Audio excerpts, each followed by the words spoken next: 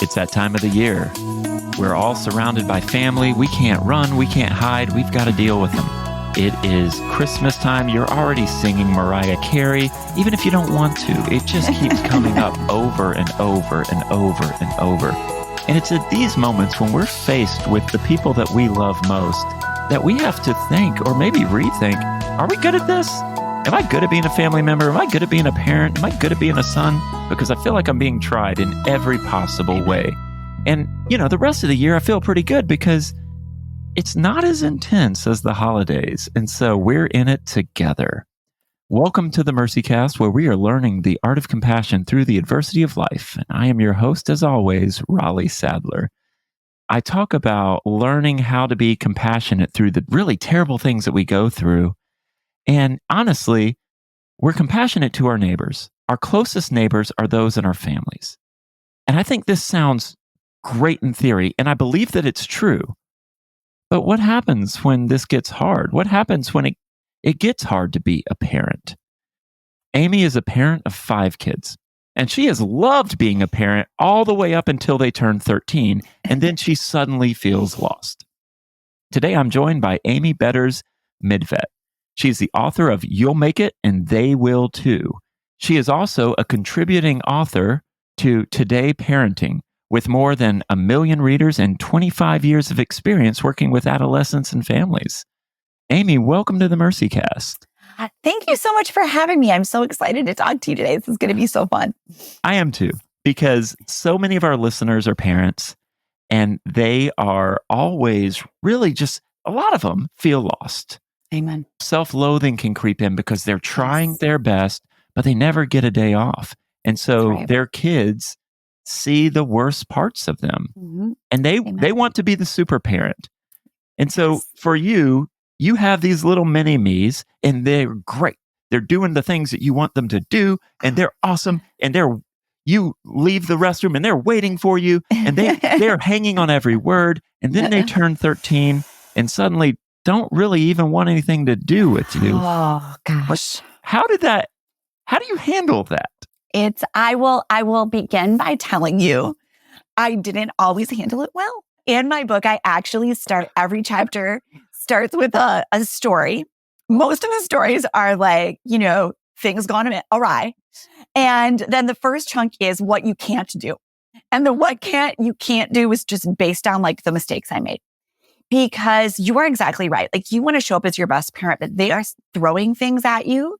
And especially when they're little, the things they throw at you might be like a bunch of blowout diapers or a kid who won't nap or these little things that are easier to deal with. When they're teenagers, they start throwing things at you that you're like, wait, I didn't think you'd ever do that. I am 100% unprepared for this moment. And so you don't always show up in your best self. And I, like so many parents, found myself doing just that. The first time my kids stormed off the bus, and instead of running into my arms like I was used to them doing, stormed past me with like this air of disgust and slammed their door. Like, I wanted to fix that, right? I wanted to get in there, find out what was wrong, make them talk to me, and get ourselves back to where we were. And very quickly, I realized some of those instincts that saved me when they were little were not working. That was not the thing that the kid wanted. The kid did not want me. Right. And so I had to go through a period of learning and also a period of grieving, of thinking like, why am I so sad? This is so sad. And when you're really sad or you're really scared or you're really upset or you're not going to make your best parenting choices. And so that really is where this book was born from, was all those things that I did not do well to begin with. Amy, it sounds like you dealt with quite the transition. What was that like, going from parenting these kids who were always interested to parenting teenagers who seem subtly, sometimes not so subtly, disinterested? Yeah, definitely. Like, the first transition was not so subtle, right? It was pretty clear. And it's been clear over and over and over and over. So we're consistent, right? 5 kids, all 5 of them now. The youngest is 13. I will tell you, a lot of the stories in my book are about the things I did not do well, especially with that first one. That threw me for a loop. We call her, there's a chapter about parenting your first pancake. She's the first pancake, the one that you try to get right? You're kind of working on that batter, and sometimes it's not quite there, because she threw me for such a loop. I just did not expect this sweet girl who like had hung on my every word, had sat next to me as close as she could on the couch, just was like my right hand little buddy, all of a sudden didn't want anything to do with me. And in a not so subtle, like I am walking past you when I get home from school and tossing my head and looking at you with actual like disdain and disgust in her eyeballs. And so my instincts that kicked in were really instincts that were based on fear. Like, am I losing my kid? Sadness and grief. Like, where did this little sweet baby that loved me go?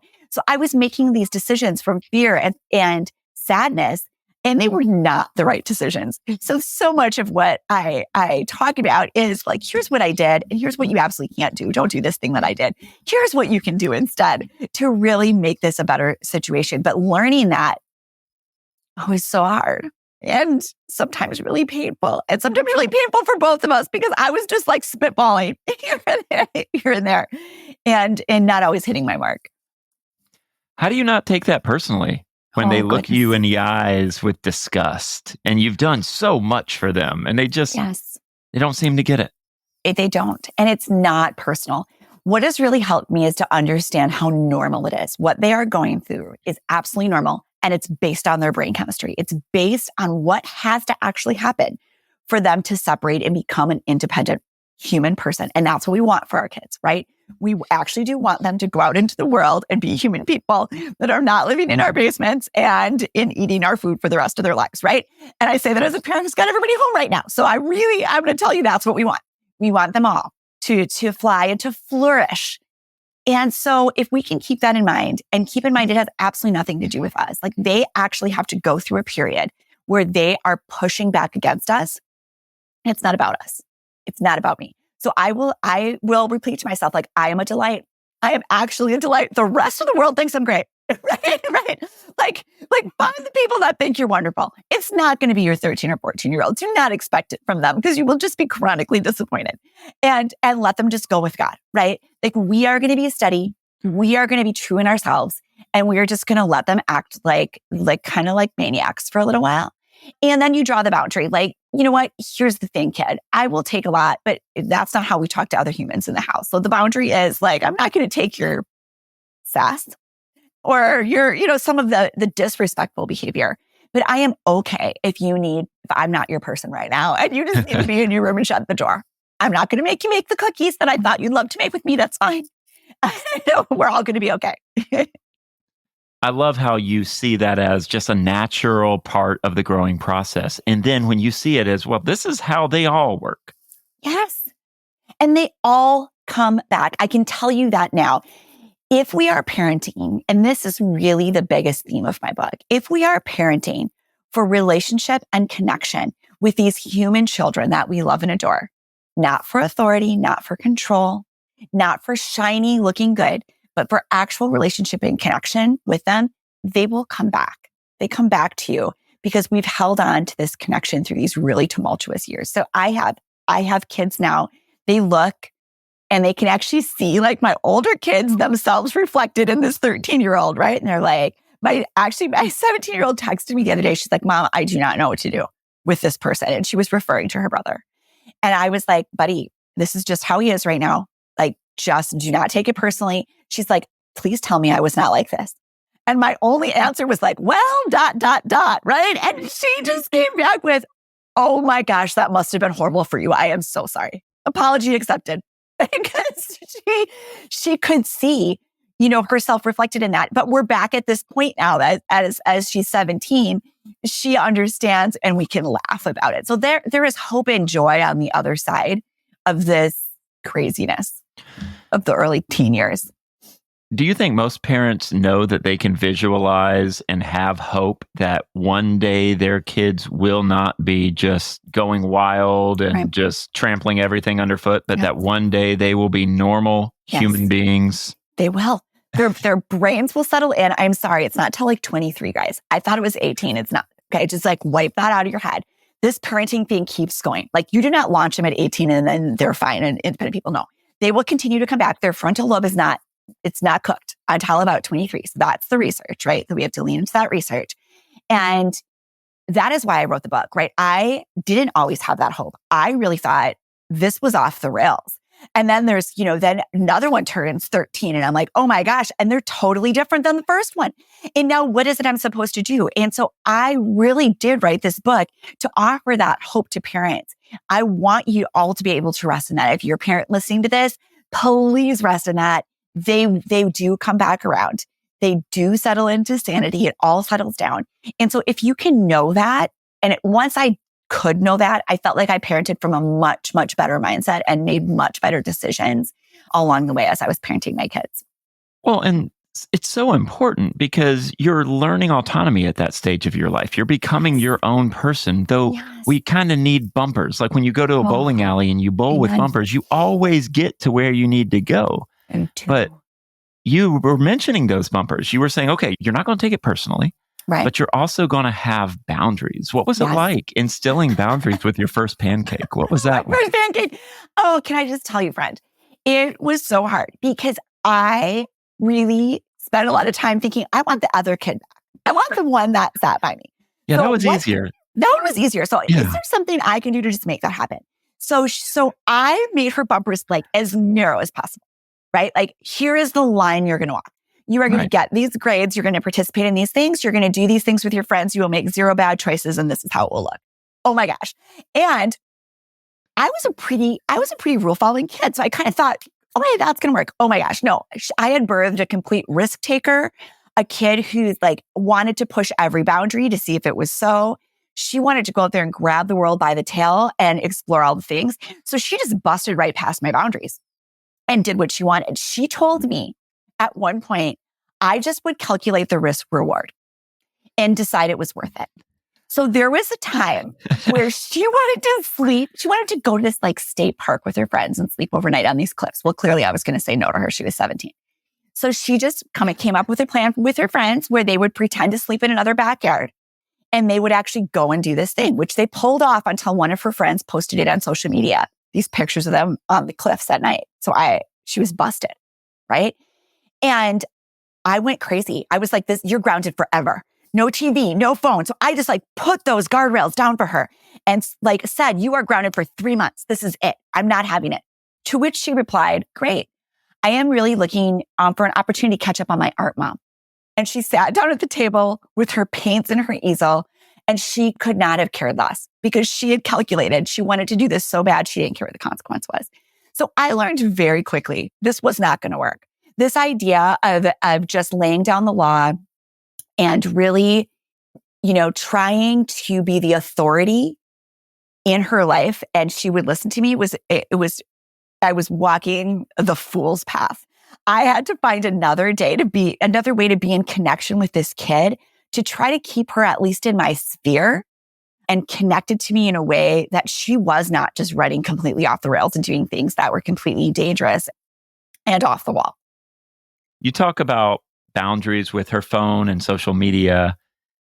What advice would you give parents who are trying to figure out, like, how do I help these kids navigate something that has way farther reaching consequences than they can know at this point? Absolutely. Well, that has changed so drastically from when she was, so this girl was 17 when this happened. I saw those pictures on Facebook that her friend posted. There is not a 17-year-old that's posting on Facebook anymore, right? Just like in the 10 years now that I've spanned, that's right. Her brother is 13, that has changed so immensely. And so my ideas about that have changed immensely as well. What was leading me there are my older kids, because they've swum in this world and I've watched them pull back. And their advice to me about their brother was, do not even give it to him, Mom. You do not even know. Like, some of it, but we are in it. Like, do not let him on socials. Do not give him the internet at his fingertips with Google and YouTube and all the things. And so there are areas where my younger child has so much more freedom, and social media is not one of them. He has more rules than any of his siblings had around socials. He has a phone and he has 0 socials, nothing. He does not have the ability to go on the interwebs, as we call them in my house. He cannot go on YouTube. He has to have permission for every single thing. Basically, it's like a little video game in his pocket. Even the texting inside of video games, some of those different things, those are the parts we'll monitor and look at with him. And what I'm noticing with him is it's making such a huge difference. He is not preoccupied with some of these social pieces. I work in a middle school and a high school. I watch it every single day. I will tell you 95% of the bad stuff that happens starts in Snapchat. Yeah. So just FYI, like, and if you think that you can get ahead of your kids and you're going to know, you are not. Just know they are 100% smarter than us. I hear kids tell me all the time, like, my mom has me on Life 360, but I know the hack around it. My mom monitors my phone, but I know exactly where to hide things. They will 100% be smarter than us every single time. So it's just for us, it's a solid no. I'm not dealing with it. We are going to wait until you are much more mature. And that does vary by kid. Right now, my eye is on about 16 for him. It might be later. I don't know that it'll be earlier because of all the things I see. It's just not worth it. Now, at the same time, he has way more freedom to go out, explore the world, be in public with his friend, do some things that I might have felt were dangerous to my kids. Yeah. Right? I don't see the danger there. I see what is happening on my kids' phones, and it's not good. It's not great.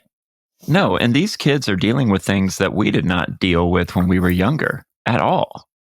Not even close. Like, I had my kids sitting down during the pandemic when we had everybody home, sitting down around the kitchen table, and one of my daughters was like, "Oh, I've got to block another one." I'm like, "Who are you blocking?" "Well, so-and-so keeps sending me nudes." Yeah. And they're just talking about it like it's a normal thing that you get and you block. Absolutely. I cannot even imagine growing up having that happen. I would have just died 1,000 deaths, right? Yeah. Like, I just see that. And they are just, it's a routine thing for them. And I just really want to put boundaries and safety around that for my kids, even if it means you are unlike your peers. I think the pendulum is swinging. And parents, I just encourage you to stand your ground here and try to find anybody around who you will stand it with you. The research shows if you can get friend groups that will all do the same thing, where parents put the same boundaries around it, it's very helpful. If you can't, you can do it alone.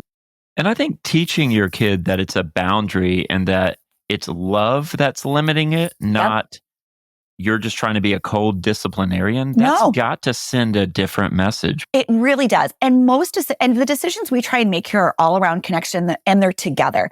When we made that decision with my youngest kid, it was in community. So it's with, Sam, I'd like you to hear what your sisters have to say. I want to tell you what the research is here. I want to tell you what we've learned. And this is kind of what we're doing, right? And like, what are your thoughts and feelings about it? Fortunately for him, he really had already had a few experiences just through YouTube, like as a smaller kid, that he was like, okay, I get it. I understand. Does he always like it? Does he sometimes feel left out? And do we commiserate? Absolutely. Yes, you do. It's hard not to be on Snapchat. You are correct. Like, we have to find a way for you to communicate in a different way. I will open my home to kids at any point in time, have people here in real life, trying to find some other ways for them to connect. And sometimes you have to be proactive around that. But again, I'm not just saying it's no and my way or the highway. It is connection, and it's circling back and continuing to have those hard conversations around it. As someone who's worked with college students and youth and just all different age groups, I've noticed that the younger the person is, probably the more difficult it is to have a normal conversation that's not mediated by some form of technology. Yes, it's so true. And we are seeing that as educators. We are having to lean in. And one of the things we're teaching kids is when you sit down by a new partner to work with, you need to greet them and say hi. Make sure you know their name. When you're done, you say, thank you for talking with me. Or, all those soft skills, those things that I think we just knew because we were in that human work all the time without the technology, are now needing to be taught. And so truly, I'm so passionate as both a parent and an educator about pulling that technology out of their worlds as much as we can, because they need time to develop those skills at an earlier age. If they're all walking, sitting at lunchtime like this, and I see it. And I love that some schools are saying no phones all day, because we don't have phones in the classroom, but then at lunchtime, here's what you're seeing. They're all down. They're all playing their games. They don't have to have the hard, weird, difficult conversations, so they don't learn the skills. And we see it when they get older. It's very apparent. No, and it's interesting because we're so used to kind of existing in our silos that we don't know how to do community, but we all know that we need other people, at least at some primal level. We know that being alone isn't always the best thing for you.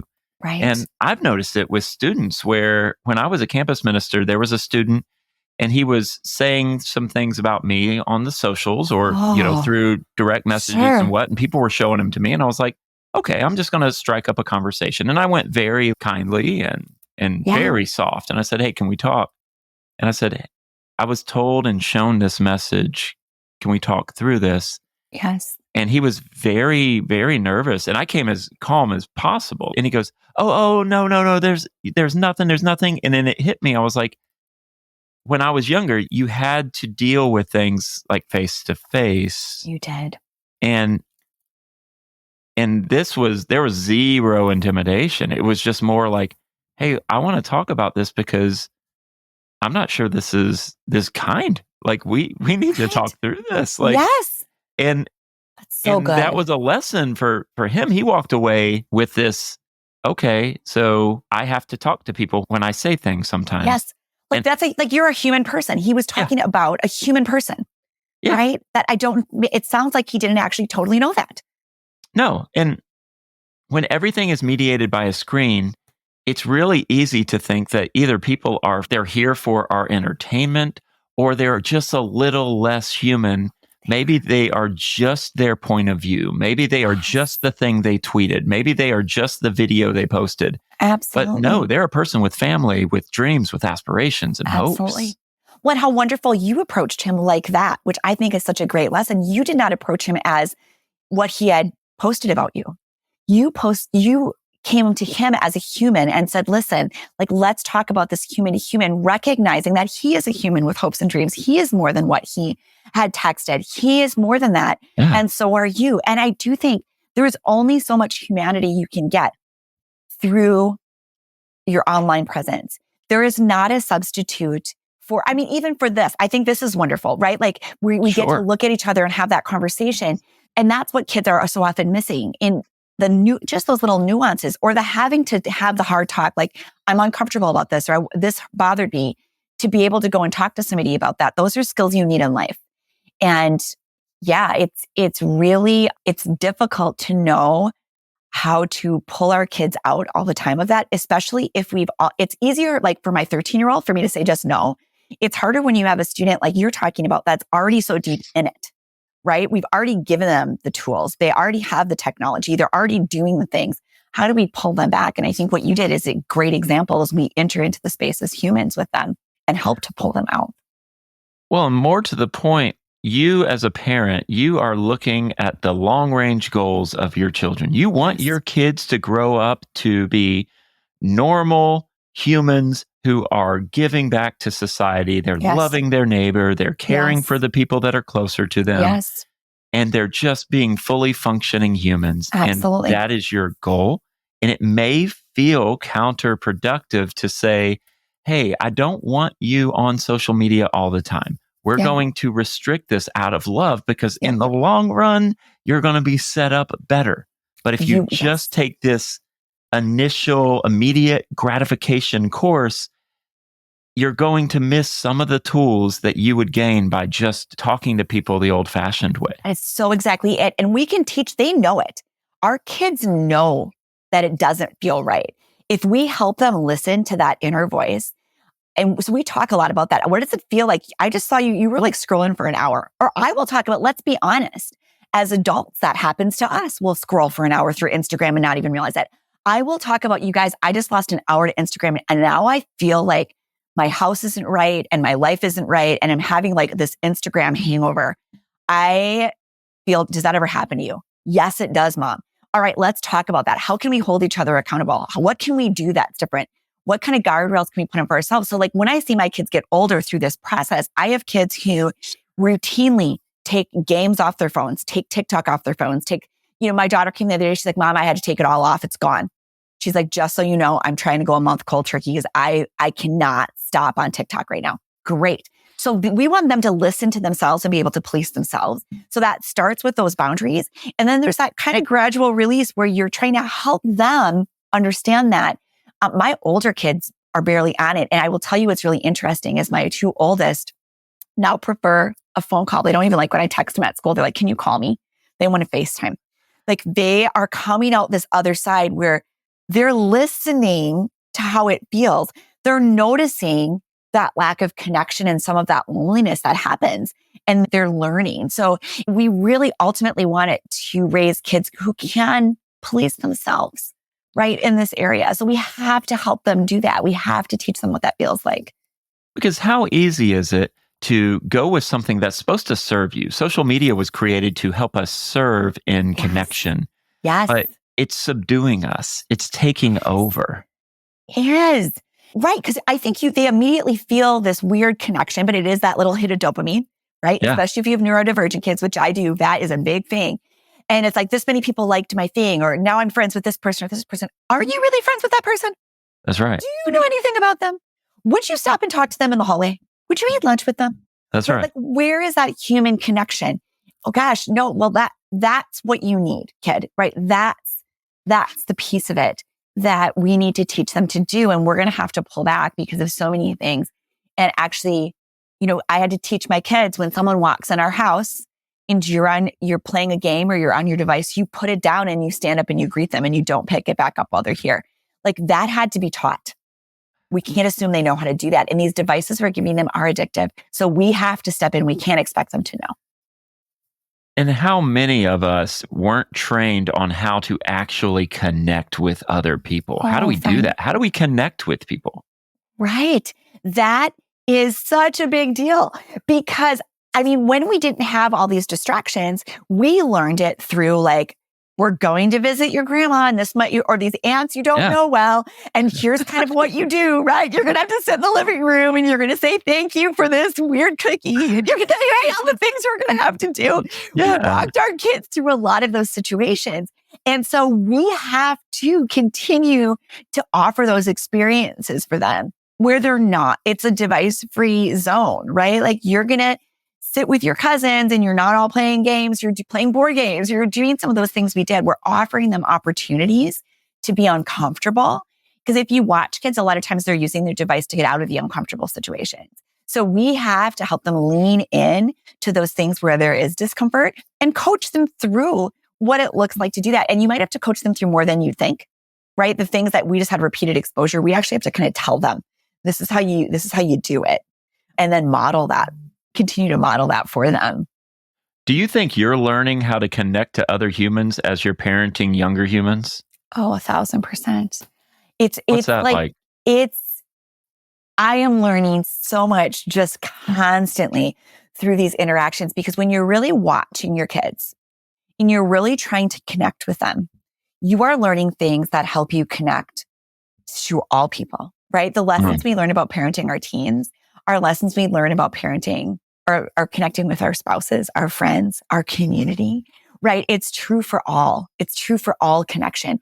And so you really do have to figure out your stuff, right? Like, I had to figure out my stuff. Like, where am I in my own way? What are the lessons I need to learn that I still can't teach them because I don't know them?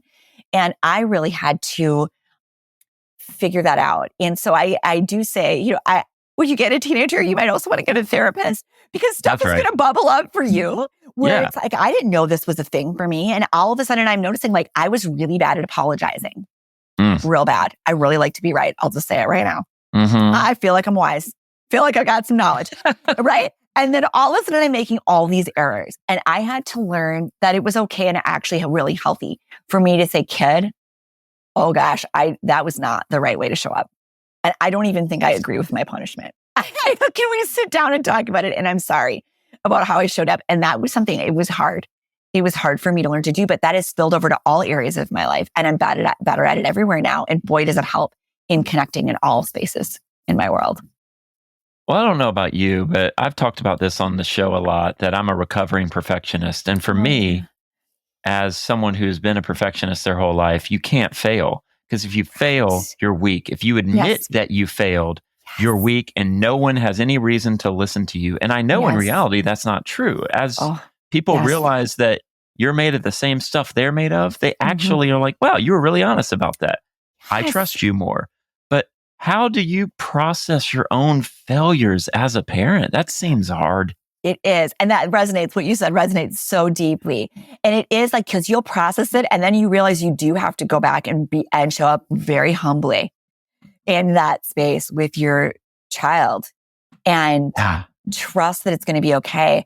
And, one of the things that really helped that the difficultness of that journey was it being super open and telling them, here's what I have a hard time with. I have a hard time like asking for help, all of it. I should be able to do the whole thing, right? Like, I think that's part of recovering perfectionist. I should be able to hold this all up in the air. Yeah. And then if I can't, I get angry at other people too, because it can't possibly be my fault. And so I was calling that like silently seethe. That's what I called it. And I had to tell my kids, like, this is one of the things I do that's not healthy. When things are not going right, I will start to bang things around. I will silently seethe about this. And they're like, oh my gosh, Mom, we've seen you do that. You do that. So you're right. I do. And it's terrible and it's toxic because I bet you all feel like my bad mood is your fault. Don't you? Like, yes, we do. Like, okay, it's not your fault. It's something I'm dealing with inside of me. So when I'm silently seething, you have permission to say to me, Mom, you seem really upset. What's going on? And I have one daughter in particular. She's going to school to be a psychologist. She's really good at being like silently seething. What's going on? Like she'll call me out right away. So it becomes this group thing. And then also they can start to admit like, well, here's something that's hard for me. I don't want you to know this, but I am having a really hard time like managing getting to class at all or getting to class on time. And I am struggling. Like they don't have to hide that. All right. How can we help you? What are the things we can do to be on your team and help you with the thing that is you're really struggling with? So it becomes our family became like this community where we can share our struggles. And exactly what you said happened. Nobody saw me as being weaker. They were like, oh my gosh, Mom is on our team and she struggles too. Like I am a more safe person to bring their struggles to. Nobody wants to approach a perfect person because then they're exposing their imperfections, right? And so then what they're trying to do is remain perfect. That doesn't help anybody. So you hit the nail on the head with that one. Yeah, because I would imagine it would be really easy to put these unrealistic expectations on your kids, things that you can't even do perfectly. And you put them on your kids because you know that they're the right thing to do and because other people are watching and you want to feel good. You want to feel like you have it together and you're the parent of the year. And then it becomes, oh, well, wait a minute. This is about me. This isn't about them. This is about protecting my ego. Yes. Not about caring for these children. You have just recapped the prologue. That's exactly it. Like, that is exactly it. That is the setup, right? For all of it. That is exactly what happens. Exactly that. And social media makes it 1,000 times worse because all you're like, okay, so my kid won't come out of their bedroom. I'm barely getting them to school and everybody else's kids are just winning awards. Right? So then you really are trying to make it look perfect. And you have to blast through some stuff to get at that point where you're talking about where it's not about me. It's not about what this looks like. It is about me and this kid and what's best for them. So how am I getting right in there and doing the next best thing for this kid, no matter what it looks like, which sometimes looks like a giant disaster.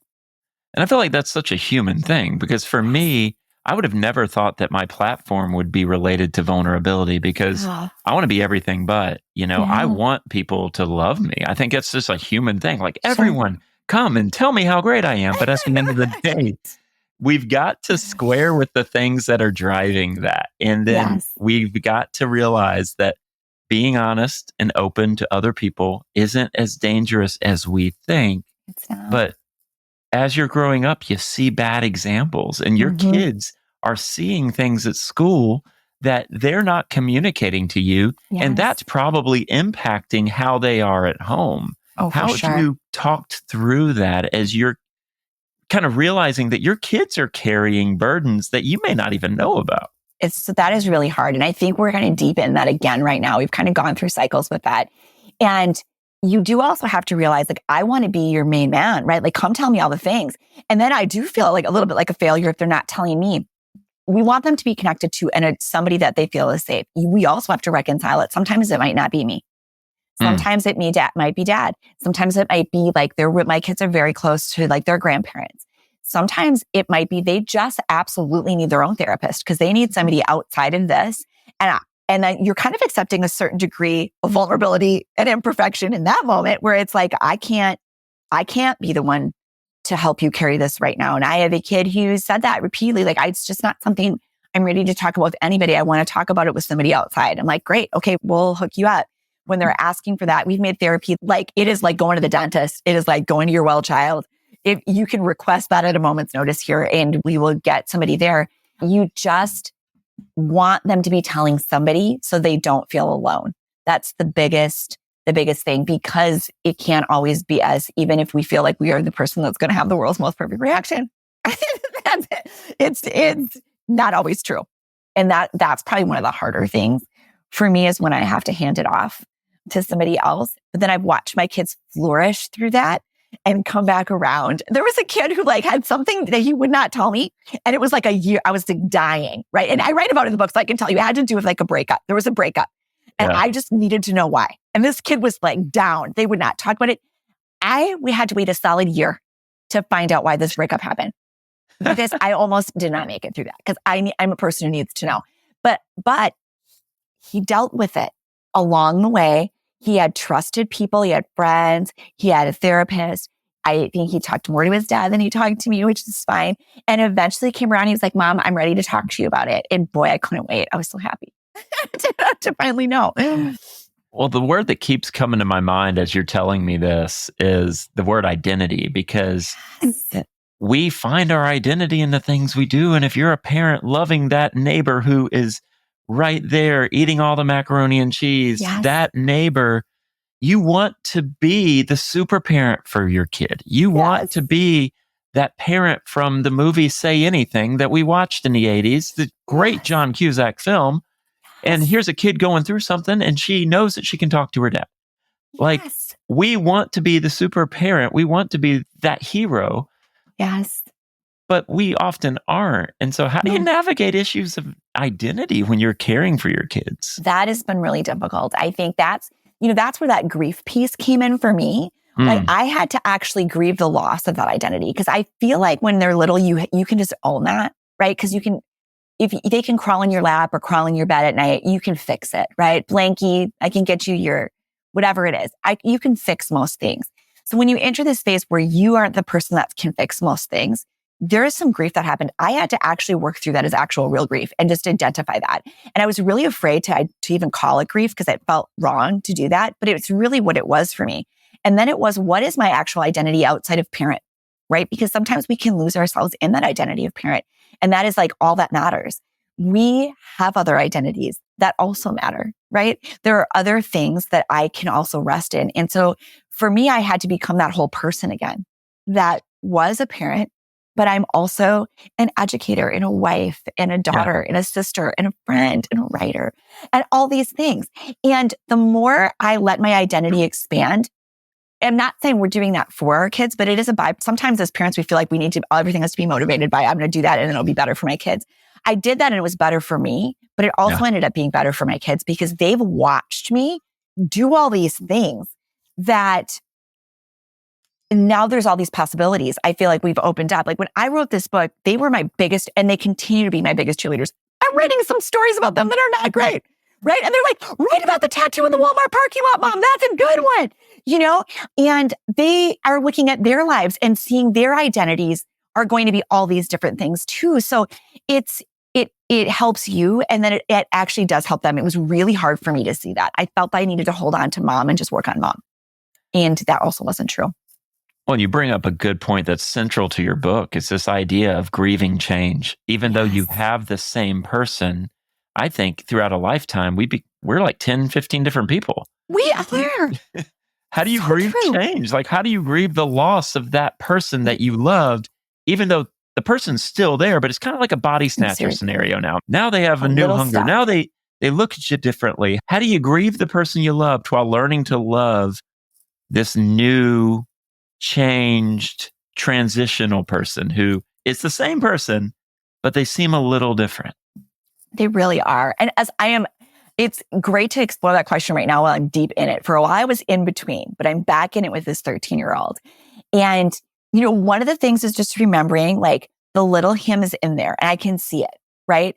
That child isn't gone. They're there. They're just kind of wrapped in this new package. And the other day, he's as tall as me and he referred to himself as a little kid. And I thought, God, that's interesting. So I asked him, you just called yourself a little kid. Well, that's what I am. So he's seeing himself that way still. And so realizing their view of themselves isn't always catching up with what we're seeing, right? And then what an interesting conversation to get to have with him and embracing those pieces that are new and different and trying to, I talk about noticing and naming the joy and positive things, right? Because we can notice a name like, oh my gosh, this is a kid who doesn't want anything to do with me. Okay, part of that might be some truth, right? But when I'm noticing and naming to him, I'm noticing and naming the growth. One of the things I'm celebrating right now is like, I just really can't believe that you're old enough to like you're up and ready for school and I'm doing none of the work. Like, how does it feel to be so independent, kiddo? This is amazing. Like, you just must feel like, I always call it like, you're leveled up. You leveled up. Doesn't it feel so great? And then I'm also celebrating that part, right? That he leveled up. Like, we are leaning into the joy. We are leaning into the parts that we are seeing that are new and really cool. And our teenagers don't see themselves that way, right? They tend to focus on their faults and the things that are weird and different about them at any given moment. They need us to cheerlead and champion the things that are new and cool and awesome. Or they will further, like, if we just keep saying, gosh, remember when you were little and it was so cool and you could do this, that, it's okay for us to grieve it. But when we're grieving it to them all the time, the message is, you don't really like the way I am now. You really wish I were different. And that is not an internal message we want to be sending. We want to help them celebrating that leveling up and the new cool things, even if we're really, on some given days, really searching. We're really having to look. Well, you talk about noticing and naming. Do you think that helps you focus on gratitude? Because I'm sure it would be really hard to focus on the negative. So does that help you focus on the lighter side, the happier side, the hopeful side? It absolutely does. It changes your lens completely. It's actually an education strategy that we use with our kids all the time to build their identities as learners, right?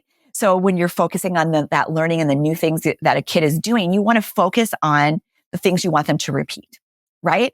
And so it becomes a celebration, right? You're focusing on all these little celebrations in the classroom. It's just the same thing in your home.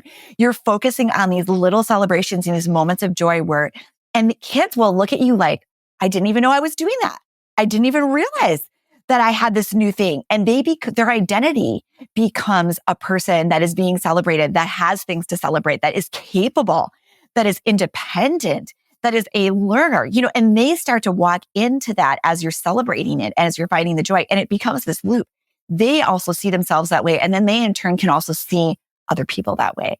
So you're building this whole different way of thinking, which I just think is crucial to that relationship and connection and to kind of our survival. Let's face it. As parents, living there feels a lot better than the other place you can choose to be living because they're both there. Both things are happening. It's a choice. Absolutely. And you'd mentioned this idea of being kind of friends with counseling, like being okay with counseling and not having to be the person that your kid always came to. How did you get there? How did you get to a point where you're like, it's okay for me to go to a counselor. It's okay for my kids to go to a counselor, right? Knowing that they're probably going to talk about you. They 100% will. And I'm always like, okay, sometimes I'm like, this one's probably on the list, isn't it, guys? We did have some kids in our family with pretty big mental health struggles. So we have been up against some really debilitating anxiety. We've been up against a couple of rounds of eating disorders and kids with really, in particular, I think when you have kids who are neurodivergent, those things can pop up more. But even outside of that, we've had that. And it brings you to your knees. It really brings you to this place where you know you are not the answer. My kid has terrible strep throat. I'm not going to hug you and try and love you out of strep throat. And I cannot love you out of anxiety attacks. I cannot love you out of an eating disorder. I cannot love you out of these really hard things. And so the lesson for us was a very hard one. We had to really just break down and say, this is it. We need a team for you, kid. We're getting you to your pediatrician so we can get you to the mental health place you need. We're going to get a team surrounding you and we're going to help pull you out of some of these really hard places that you've been. And that lesson was really like, you also don't have to have a complete breakdown to need a therapist, right? Like, what can we do ahead of that when you feel like you are starting to be in a place that doesn't feel real healthy, or you just need a trusted person outside to talk to? That has just become one of our key pieces to mental health in our family. And so I'm grateful in that lens for the really hard, dark times because we got that lesson. And I really want parents to know, like, you don't have to walk through the fire to get there. If you feel like you have a kid who just won't talk to anybody, offer that as an option. And this next generation is here for it. They are about that. They see it all the time, and they're getting like weird mental health advice on TikTok. You maybe put them in front of some like actual people as well. Not that there's not some good parts about TikTok. Just there are. I'm doing some things on TikTok. My kids have me over there. And so there is some good stuff, but also it goes back to that personal connection. It goes back to the person that they get to talk to about their own things and have that human connection. There's just no substitute for that. And you talk about grieving the change. And I'm sure your kids are grieving that change too, because life's different for them. It's uncertain now. You mentioned anxiety. One thing that counselors will almost consistently say is, though we change, that younger version of ourself is still there. And so does that provide hope for parents when you realize, yes, my kid's older, but that young version is still in there? I think it gives you so much hope. And we talk about that so much in our family. Sometimes we'll even say like little you inside jumping up and down for big you, right? Like I picture, little Lily inside just jumping up and down for big Lily. That's so emotionally healthy.